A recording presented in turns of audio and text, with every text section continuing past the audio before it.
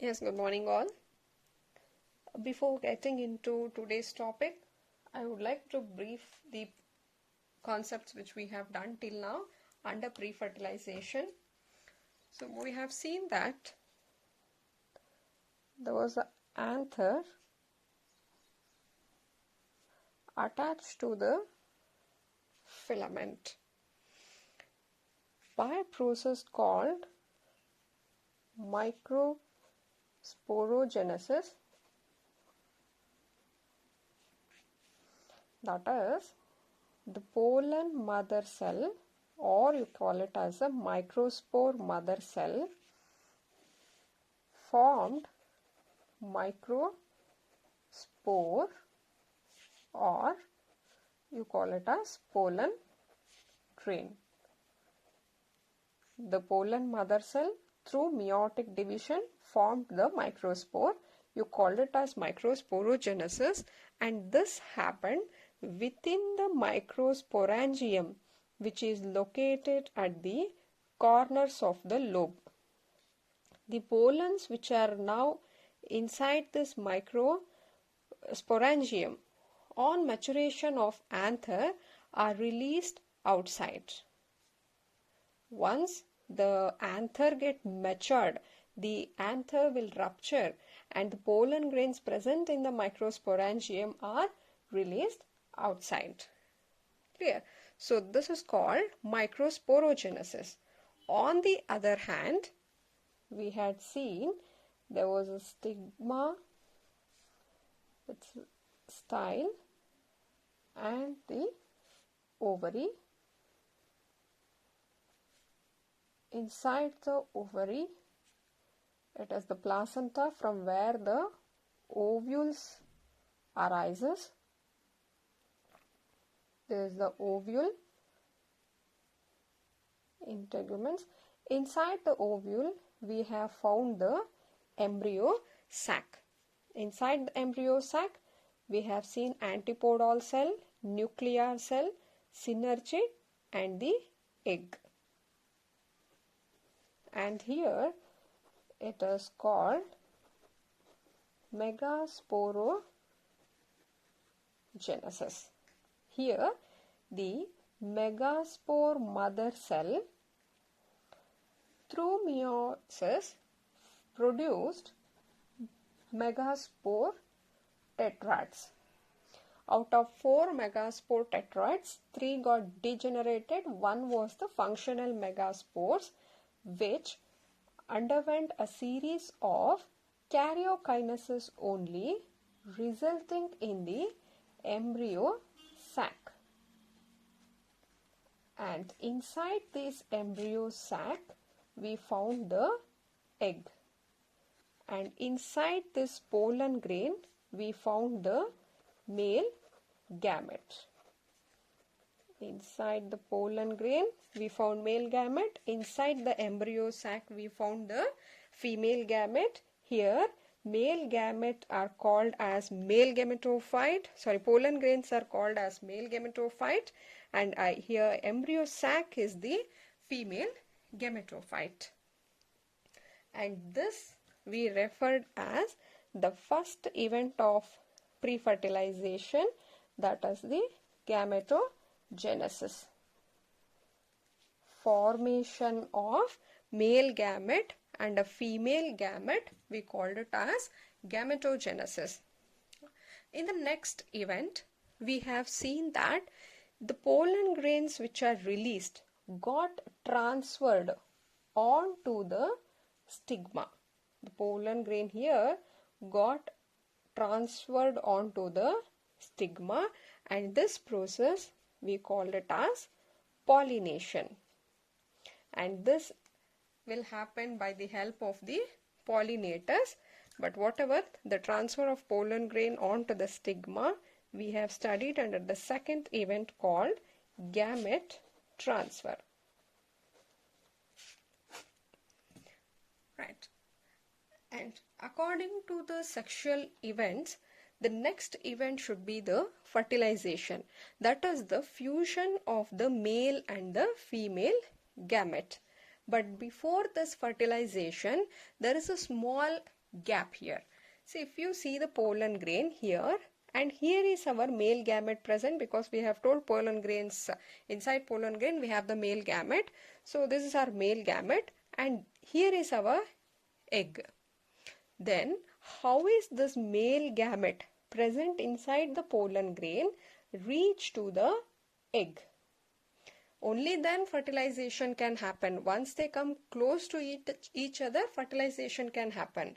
So we need to study this event, that how is this male gamete brought close to the egg. And that is our today's topic, that is pollen pistil interaction.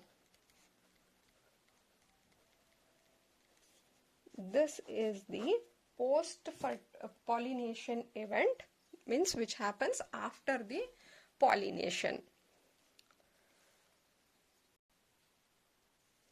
So pollen pistil interaction meaning all the events from pollen deposit on the stigma till the pollen tube which comes out of this pollen grain enter the ovule are referred as pollen pistil interaction. You will understand this better afterwards. Now, the pollination does not guarantee the transfer of right type of pollen grains to the right type of stigma. That means, let us take example here. Suppose this is a stigma of some rose flower. Okay, rose flower pistil. So we have stigma here, and now there are pollens from different flowers. Suppose this might be from the rose, and this might be the pollen from the hibiscus, and so on, right? The pollinators, pollinator meaning whether it is a wind, water or animal, they don't usually pick up the right pollen, that they don't know which type of the pollens to pick up. They don't do like picking up the rose pollen and putting on the stigma of the rose flower. They don't do in such way. Instead, they generally carry all type of pollen grains which they get on their way and deposit on the stigma. Now you can see here, there on the stigma you find the rose pollens also. On the same stigma we will find hibiscus also. There might be many pollens getting deposited like this. Understood? The pollination does not guarantee the transfer of right type, because the pollinator, they don't carry the right pollen. They get all the pollens which they get on their way and deposit on the stigma.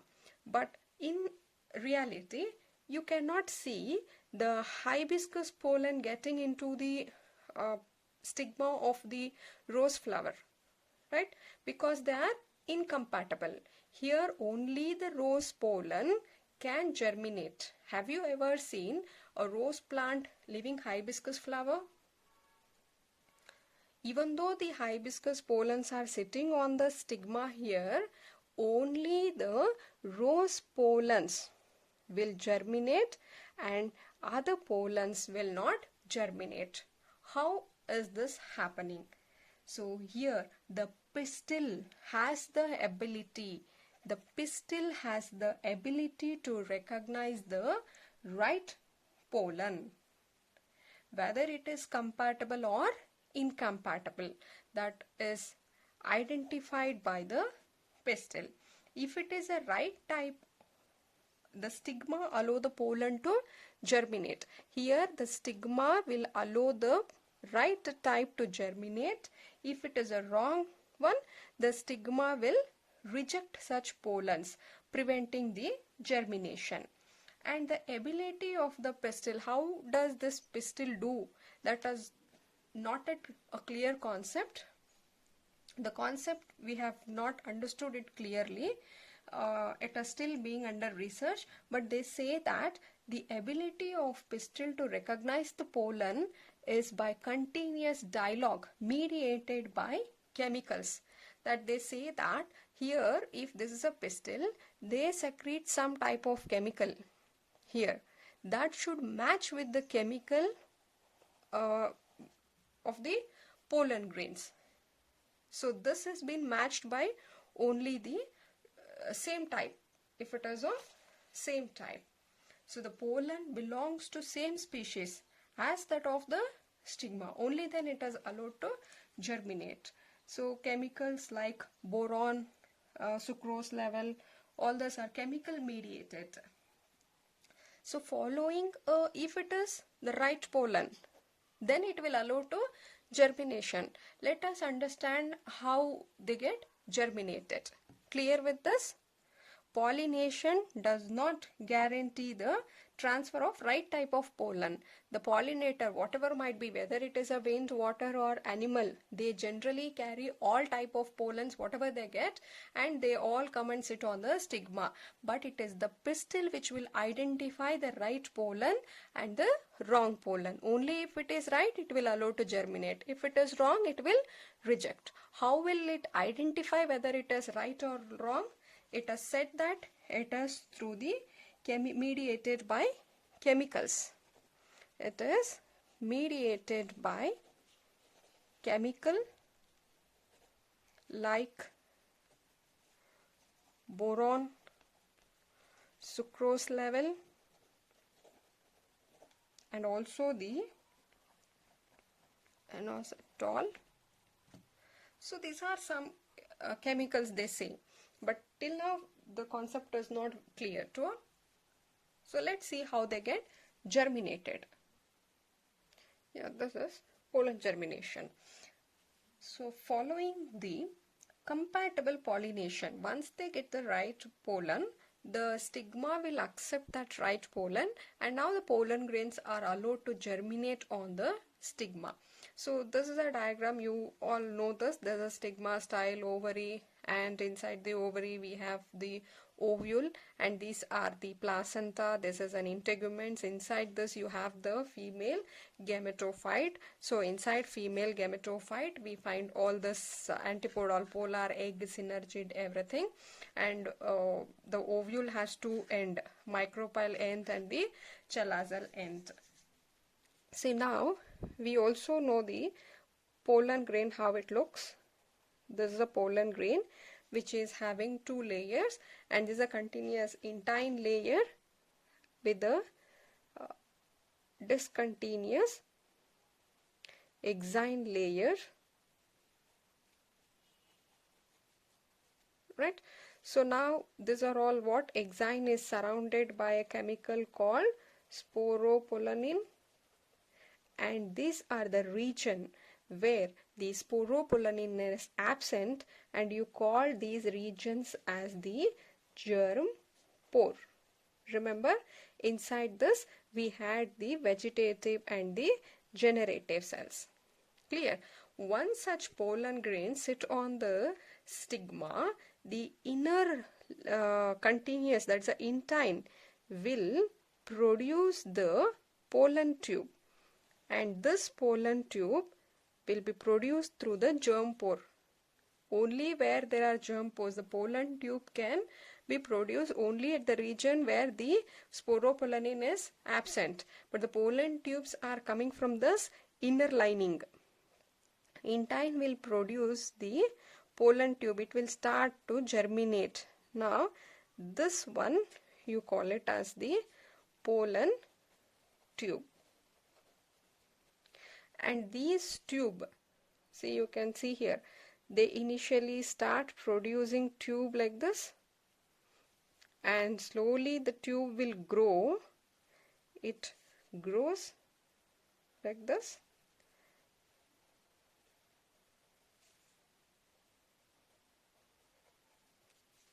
and you can see here the pollen tubes.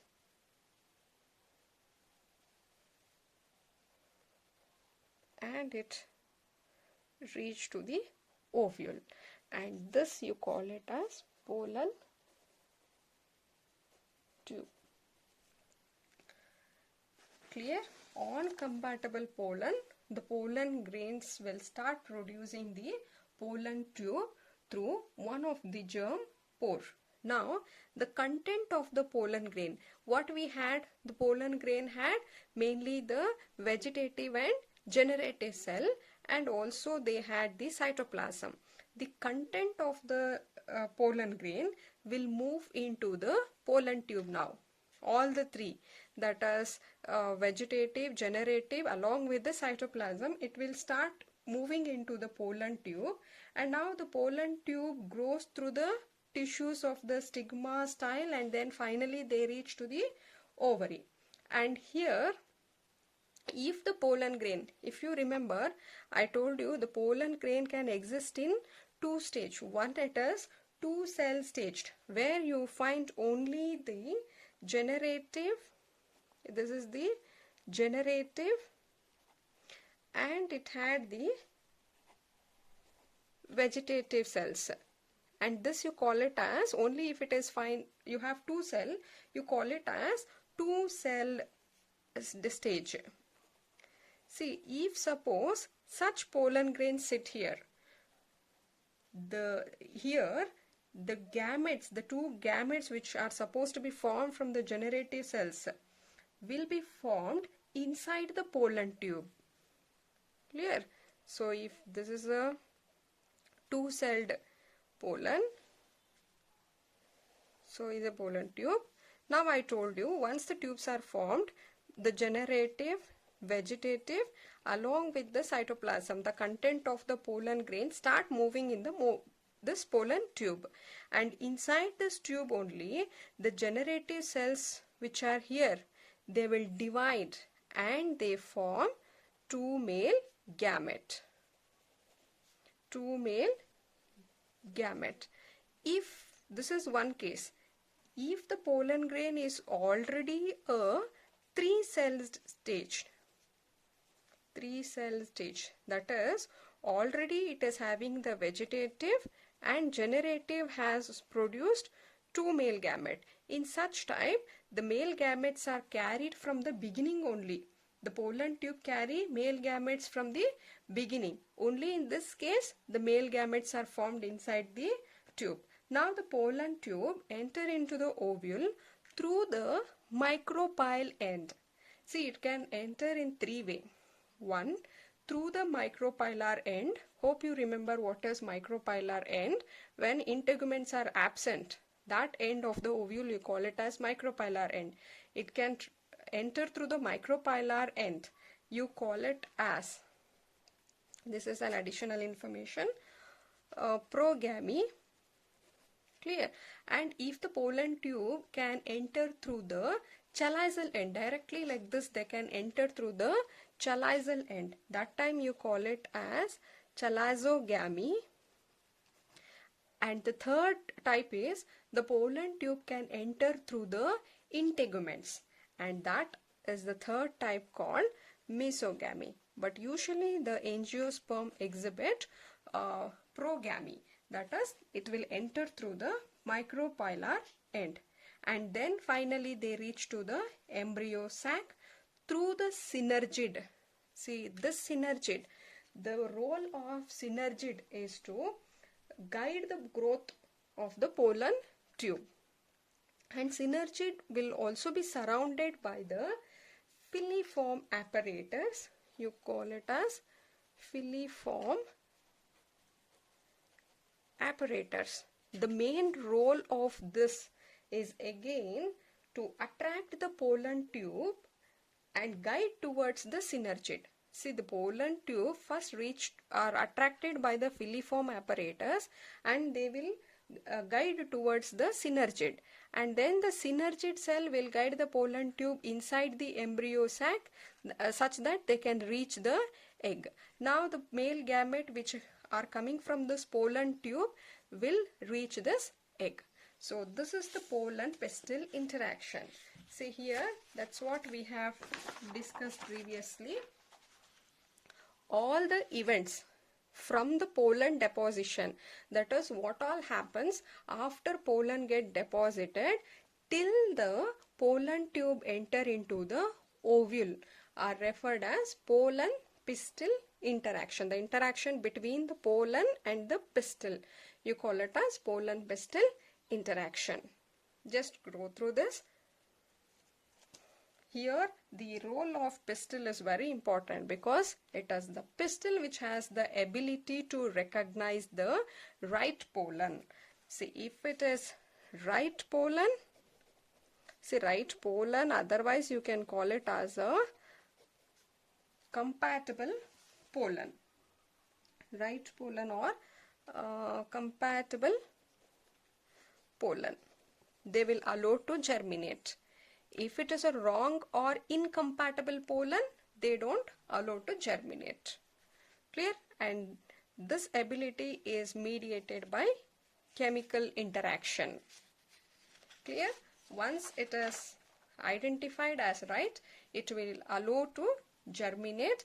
They produce a pollen tube, and always remember, pollen tube can emerge only from the germ pore. So these germ pore will hit the pollen tube, and the pollen tube reach to the ovule, and the gametes which were present inside the pollen grains are now able to reach the egg. And in the next event we will see the fertilization. Clear? Yes, thank you.